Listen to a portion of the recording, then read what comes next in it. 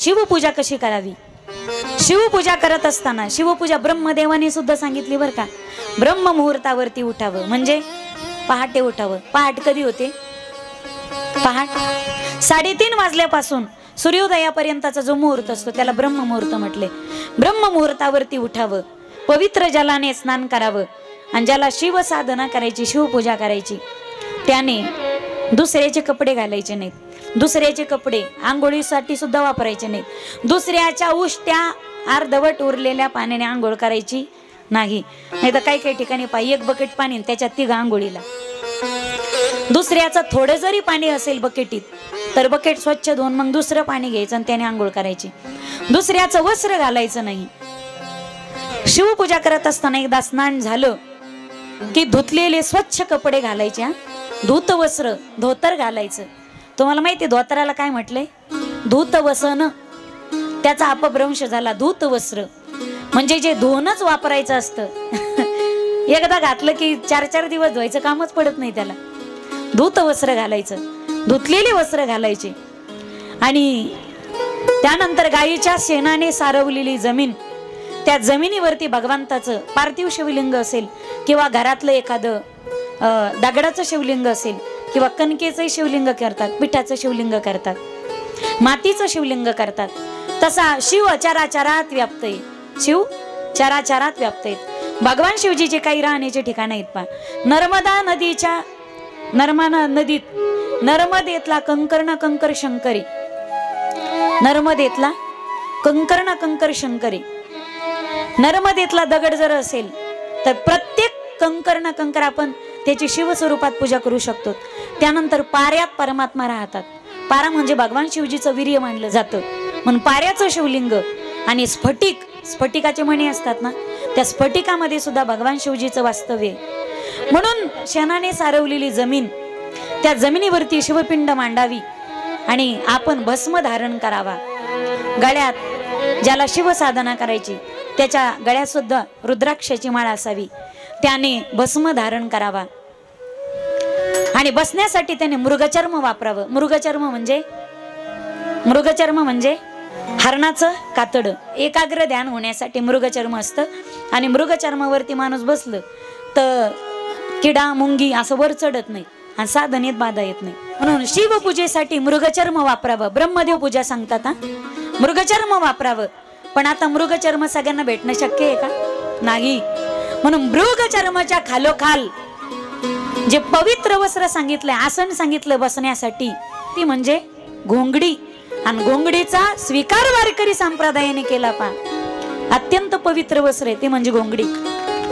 साधना करणारे लोक पांढरी घोंगडी वापरत असतात, पांढऱ्या घोंगडीवरती पांढरं आसन वापरतात। बसण्यासाठी आसन वापरावं, त्याने भस्म धारण करावा, रुद्राक्ष धारण करावे। त्यानंतर आता शिवपिंडीवरती आधी जल वाहावं, जल वाहिल्याच्या नंतर दूध वाहावं, पुन्हा पाणी वाहावं। ऐकता का तुम्ही? पुन्हा दही वाहावं, पुन्हा पाणी वाहावं। तुम्ही मदही वाहू शकतात। जो भगवान शिवजीला मध वाहतो त्याच्या वाणीत माधुर्य येतं, त्याची वाणी गोड होते। ऊसाचा रस सुद्धा वाहू शकतात हा, गन्निका रस, ऊसाचा रस वाहता येतो। सगळं वाहिलं ना, जल सगळं रासायनिक पदार्थ म्हणजे तुम्ही वाहणारे पदार्थ जर वाहिले त्यानंतर स्वच्छ, शेवटी एकदा पुन्हा पाणी व्हायचं। पांढऱ्या वस्त्राने पिंड स्वच्छ पुसून घ्यायची, त्यानंतर असं 3 बोटाला भस्म लावायचा आणि 5 ठिकाणी भस्म ओढायचा पूर्ण पिंडीला खालून। त्यानंतर भगवान शिवजीचे पंचमुख येतं, त्या पंचमुखाला भस्म ओढायचा असा 3 बोटांनी। भस्माला धारणाचा विधी पण आहे, तो वेळ असला तास सांगू, उद्या सांगेल मी तुम्हाला। भस्म लावत असताना असा 3 बोटानेच तो लावला जातो, भस्म लावावा। त्यानंतर भगवान शिवजीच्या पिंडीला चंदन लावावं, अक्षद व्हावी, अक्षदा नाही, अक्षद व्हावं। त्यानंतर गहू पण वाहू शकतात, जवई वाहू शकतात, तुम्ही तिळही वाहू शकतात। तिळ मोठं असते ना भगवान शिवजीला, आणि पौष महिन्यामध्ये सुद्धा तिळ जमतात महादेवाला। त्यानंतर बेलपत्र व्हावं, तुटलेलं फुटलेलं किडा लागलेलं असं वाहिलेलं जमत नाही, बेलपत्र व्हावं। धोत्र्याचं फुल व्हावं, धोत्र्याचं फळ व्हावं, 5 प्रकारची फळं व्हावीत, 5 प्रकारचे फुलं व्हावेत। मी सांगितलं ना तुम्हाला, केतकीचं फुल, चाफ्याचं फुल, आणि लाल फुल हे सोडून भगवान शिवजीला जगातली सगळी फुलं ही प्रियच आहेत. धोत्र्याचं फुल तर भगवान शिवजीला अतिशय प्रिय आहे. ज्याला जीवनामध्ये काही अडी अडचणी असतील त्याने धोत्र्याच्या फुलाला हळद लावून जर वाहिली ना शिवपिंडीवरती तर त्याच्या जीवनातली सगळे विकार सगळे संकट नष्ट होतात. भगवान शिवजी ज्ञान प्रदान करून देणारी देवता आहे. ज्याला ज्ञान प्राप्ती करायची त्याने भगवान शिवजीची आराधना करावी. काही लोक म्हणतात, काही ठिकाणी पहा तुम्ही, त्या गांजाचा आणि भगवान शिवजीचा कुठून संबंध आहे मला का अजून काही कळालं नाही. त्या गांजाचा त्या चिलमीचा आणि भगवान शिवजीचा कुठं संबंध आहे. काही लोक म्हणतात भगवान भोलेनाथ. काही ठिकाणी पहा तुम्ही, ते भोलेनाथांना ती शराब दिली जाते, मदिरा दिली जाते आणि बाकीचे भक्त पण प्रसाद म्हणून थोडी गोट हाणतात. हे काय कुठला प्रकार ते मला काही कळालं नाही अजून. ते म्हणतात की भगवान भोलेनाथांना प्रिय म्हणून त्यांचा प्रसाद म्हणून घ्या. जे उडे गांजा वाढणारे त्यांना माझा प्रश्न आहे, भगवान भोलेनाथाला धोत्र्याची फुलं धोत्र्याचे फळं पण वाहतात. मग धोत्र्याचे फळं खा ना तुम्ही. एक बी खाल्ली तर का मरतात का तुम्ही? धोत्र्याचं बी इतकं विषारी. एक बी जर तुम्ही तोंडात ठेवलं तर माणसाला अपाय होतात. ते जर बी पोटात गेलं तर माणूस मरण्याची पण शक्यता असते. भगवान भोलेनाथाला धोत्र्याचं फुल धोत्र्याचं फळ अतिशय प्रिय आहे. जे जगाने टाकलं पा ते भोलेनाथाने स्वीकारलं. मला सांगा, भूत चिंद डाकिनी शांकिनी हाडळणी हे तुम्हाला जमतात का? बाकीच्या देवांचे कोणी भक्त आहेत का असले? पण भगवान भोलेनाथाला जगाने ज्याला टाकलंय त्याला ज्याने स्वीकारले तो भोळ दैवत, तो भोलेनाथ. आता भगवान शिवजीचं पूजन झालं. भगवान शिवजीचं ध्यान कसं करावं ब्रह्मदेव सांगतात. भगवान शिवजीच्या पिंडीची पूजा करावी. ध्यान करत असताना त्यांच्या सगुण स्वरूपाचं करावं. भस्म उटी रुंडमाळा, हाती त्रिशूळ नेत्री ज्वाळा, गज चर्म व्याघ्रांबर, कंठी शोभे वासुकी हार. असं जे भगवान भोलेनाथाचं स्वरूप आहे त्या स्वरूपाचं ध्यान करावं. आणि नुसतं तुम्ही मानसिक ध्यान केलं ना तरी शिवपूजा केल्याचं फळ तुम्हाला प्राप्त होतं. ज्याला काही सकाम भक्ती करायची आणि काही कामना ठेवून ज्याला शिवपूजा करायची त्याने ध्यान करावं, आरती करावी आणि भगवान शिवजीला नैवेद्य दाखवावा. आता भगवान शिवजीची पूजा कोणकोणत्या फुलाने करावी आणि कोणकोणती फुलं वाहिल्यानंतर काय काय होतं. कमळाचं फुल भगवंताला चालतं, भगवान शिवजीला. शतपत्र चालतं, शंखपुष्प चालतं, हे त्यांना अतिशय प्रिय आहेत. माणसाने कमळ जर वाहिले नाही, 20 कमळ वाहिले तर 1 प्रस्थ होतं. 1000 कमळ बिल्वदळ वाहिले तर अर्ध प्रस्थ होतं. आणि 20 कमळ वाहिले तर 1 प्रस्थ होतं.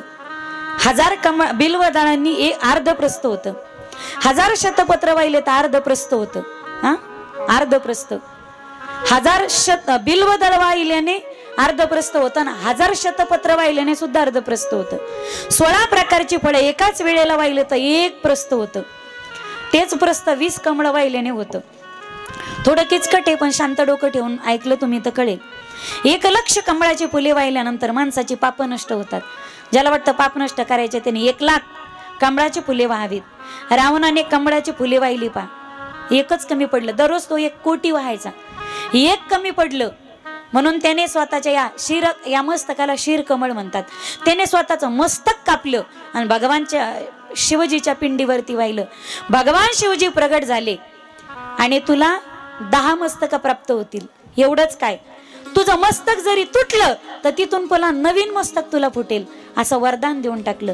असं भोळं दैवत आहे भगवान भोलेनाथ. भगवान परमात्मा श्रीहरीने कृष्ण अवतारामध्ये 1,00,000 कमळाच्या फुलाने दररोज पूजा करावी. का? कारण जांबुवतीला पुत्रच नव्हता ना. दररोज ते 1,00,000 फुलाने पूजा करायचे.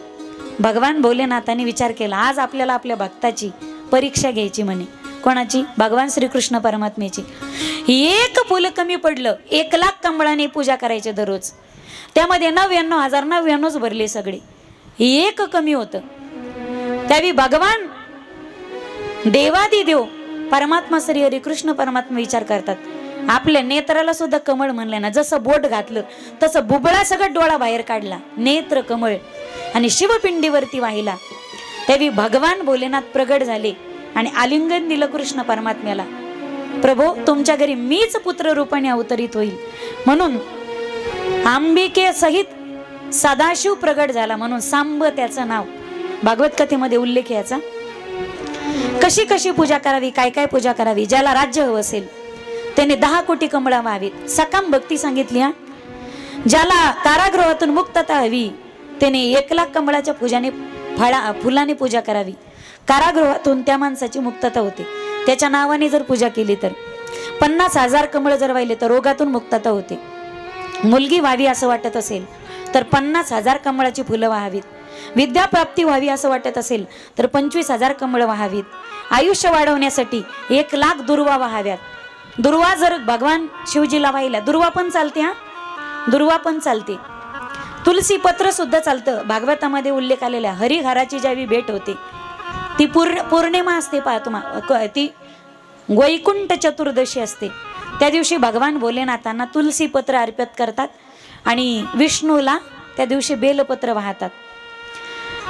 ज्याला वाटत असेल पुत्र प्राप्ती व्हावी त्याने 1 लाख धोत्रेची फुलं आणि फळं व्हावीत. सकाम भक्ती सांगितली. भक्तिमुक्तीसाठी तुलसी दलांनी पूजा करावी. म्हणजे तुलसीचं जल सुद्धा, तुलसी हे विष्णूची सुद्धा भक्त आहे आणि ती शिवभक्त सुद्धा आहे, म्हणून तुलसी दल भगवान भोलेनाथांना चालतं. भुक्तिमुक्तीसाठी तुलसी दलांनी पूजा करावी. मोक्ष प्राप्तीसाठी शमीपत्र व्हावं. ज्याला वाटतं आपल्याला सुंदर बायको भेटावी त्याने भगवान शिवजीला शिवपिंडीवरती जाईची आणि मोगऱ्याची फुले व्हावीत. ज्याला वाटतं बायको सुंदर भेटावी, आता झालं त्यांचं काही नाही पण नाही त्याला चान्स आहे. ज्याला वाटतं बायको सुंदर पाहिजे त्याने भगवान शिवजीला मोगऱ्याची फुले व्हावीत, जाईची फुलं व्हावीत, मोगऱ्याची फुलं व्हावीत. वस्त्र आणि संपत्ती प्राप्तीसाठी शेवंतीची फुलं व्हावीत. मन स्वच्छ ठेवण्यासाठी निगुंडाची फुले व्हावीत. सर्व कामना पूर्ण होण्यासाठी 1 लाख बिल्वदळ व्हावीत. 1 लाख बेलपत्र जर वाहिले तर त्या माणसाच्या सर्व मनोकामना पूर्ण होतात. सुख संपत्तीसाठी पारिजातकाचं फुल व्हावं. सर्व फुले शंकराला चालतात, फक्त 2च फुलं चालत नाही. चाफा, केवडा म्हणजे केतकी आणि लाल रंगाचं फुल असेल तर त्याने राग वाढतो. हे वारंवार लक्षात घ्या. उद्यापासून महादेवाच्या मंदिरात लाल फुल व्हायचं नाही. ज्याच्या घरी फुलाचं झाड असेल, चांदणीची फुलं पण चालतात. ती चांदी पाटाची चालतात ना, चांदणीची फुलं, जाईची फुलं चालतात, पारिजातकाची फुलं चालतात, मोगऱ्याची फुलं चालतात. ज्यांच्या घरी फुलं आहेत त्याने उंजळ येता आणायचे, म्हणजे पुजाऱ्यालाही सोपं जाईल आणि त्यांना पण फुलांचं टेन्शन येणार नाही.